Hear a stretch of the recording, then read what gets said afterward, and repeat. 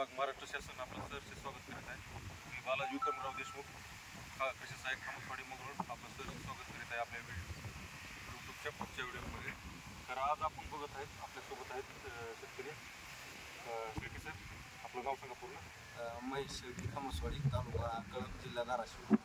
तर आपण या सोयाबीनच्या सध्याच्या परिस्थितीला सोयाबीन पेरणी करून 20 ते 25 दिवस झाले आहे. पहिली फवारणीची वेळ आलेली आहे आणि सध्या परिस्थिती तुम्ही बघू शकता की सोयाबीनच्या पानावर पाणी खाणारी अळी, साहेब असं दाखवा, अशा प्रकारच्या अळीचा प्रादुर्भाव होत आहे.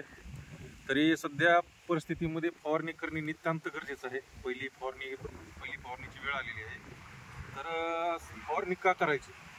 फवारणी करण्याचा उद्देश आहे की पिकाची निरोगी वाढ झाली पाहिजे.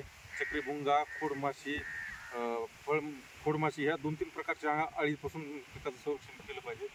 पिकाच्या मुळ्या, पांढऱ्या मुळ्या जोमदार वाढल्या पाहिजेत आणि पिकामध्ये फुटवा वाढला पाहिजे.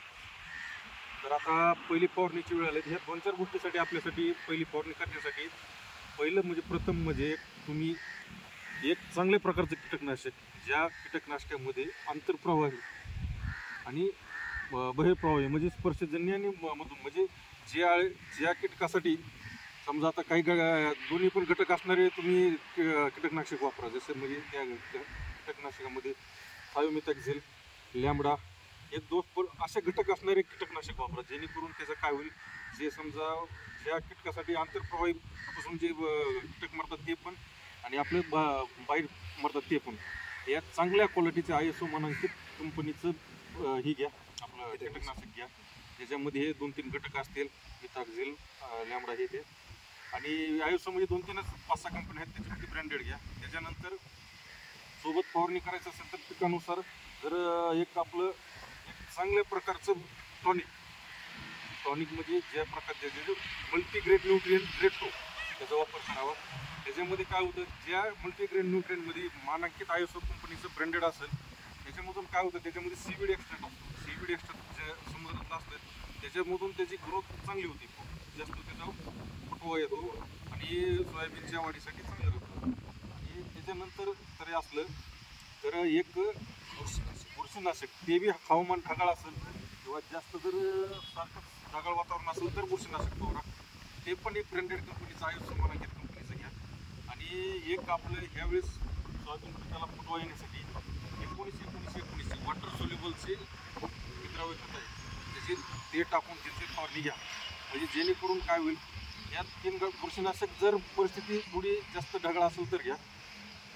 आणि पेरणी, आता काही लोकांनी तणनाशकचा वापर केला असेल पेरणीच्या वेळेस, काही लोकांनी राहिलेले असेल पेरणीचा तणनाशक वापर केला असेल तर तणनाशक फवारणी केल्यानंतर 4 ते 5 दिवसांनी ह्या पिकाचे म्हणजे फवारणी घ्यायची. लगेच फवारणी घेऊ नका, कारण त्याच्यावर ताण पडलेला असतो. 5-6 दिवसानंतर तणनाशकची फवारणी घ्या. फवारणीला पाणी हे शुद्ध वापरा, कारण pH मेंटेन झाला, पाणी चांगलं असलं तरच त्याचा उपाय 100% होतो, म्हणजे इफेक्ट चांगला होतो. आणि फवारणी करताना काळजी घ्या. काळजी म्हणजे ग्लोव्ज घाला, मास्क घाला, कारण सध्याचे केमिकल हे एकदम हार्ड आहेत, त्याचे मॉलिक्यूल त्यांचे हार्ड आहेत.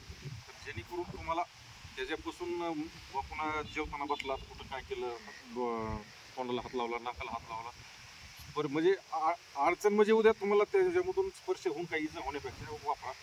आणि फवारणीची आहे आपल्या शेतात बघा, चक्रीभुंगा आहे का, अळी आहे का, निरीक्षण करा. निरीक्षण करून जर जास्त असेल तर क्लोरोफॉस, प्रोपॅनोफॉस किंवा इमॅमेक्टिन, सायपरमिथलिन असं.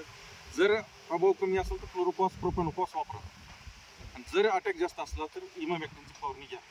इमॅमेक्टिनची फवारणी म्हणजे कीटकनाशकामध्ये सगळ्यात चांगल्या क्वालिटीचे ISO ब्रँडेड कंपनीचं. एक सोबत मल्टीग्रेड न्यूट्रिएंट ग्रेड 2 चांगल्या कंपनीचं, एक विडीस आपलं बुरशीनाशक परिस्थितीनुसार, जर ढगाळ वातावरण असेल, जास्त असेल तर ते, आणि 19-19 किंवा 12-61 ह्या दोन्हीपैकी कुठली तरी वॉटर सोल्युबलची फवारणी करा.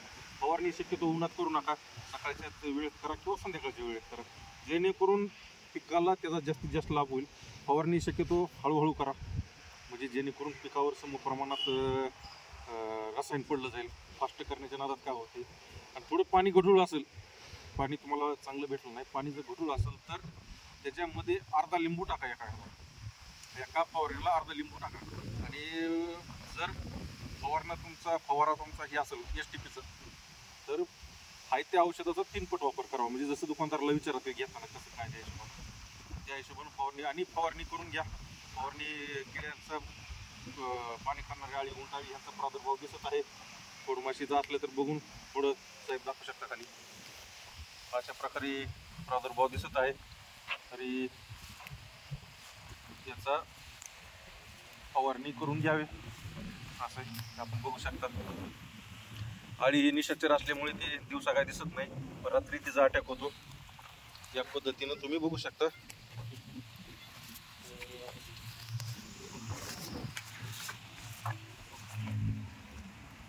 तर माहिती चांगली वाटली असली तर धन्यवाद. पुढच्या व्हिडिओमध्ये भेटू.